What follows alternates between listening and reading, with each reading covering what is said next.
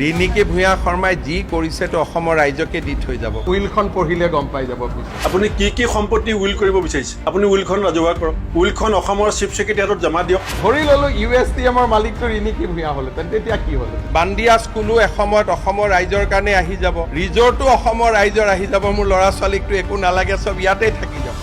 আজি মুখ্যমন্ত্ৰী ডাঙৰীয়াই আওপকীয়াকে মই অনা অভিযোগ স্বীকাৰ কৰিছে।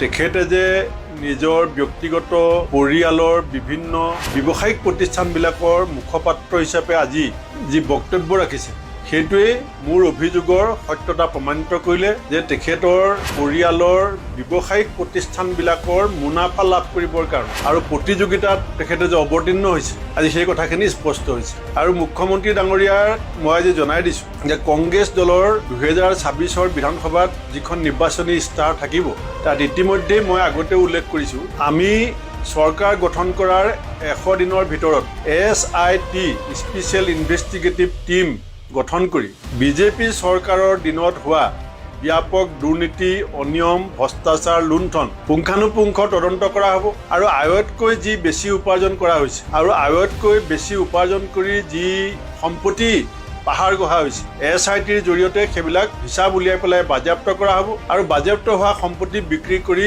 পোৱা পইচা চৰকাৰৰ ভঁৰালত জমা হ'ব। হয়তো মুখ্যমন্ত্ৰীগৰাকীয়েও পূৰ্বানুমান কৰিব পাৰিছে যে বিজেপিৰ ক্ষমতাৰ সময়সীমা টুটি আহিছে, ক্ষমতাৰ পৰা যে বিজেপি অপসাৰিত হ'ব আৰু সম্পত্তি যে SITয়ে বাজেয়াপ্ত কৰিব, সেইকাৰণে হয়তো তেখেতে উইলৰ কথা কৈছে। কিন্তু কোনো ধৰণৰ মিথ্যাচাৰ আৰু আৱেগিক পৰিস্থিতি সৃষ্টি কৰি দুৰ্নীতি ভ্ৰষ্টাচাৰ গাপ দিবলৈ চেষ্টা কৰি লাভ নাই। আপুনি কি সম্পত্তি উইল কৰিব বিচাৰিছে, আপুনি উইলখন ৰাজহুৱা কৰক। উইলখন অসমৰ চিফ ছেক্ৰেটাৰী হাতত জমা দিয়ক। তেতিয়া আমি চিন্তা কৰিম যে SIT গঠন কৰাৰ প্ৰয়োজন থাকিব নাথাকে।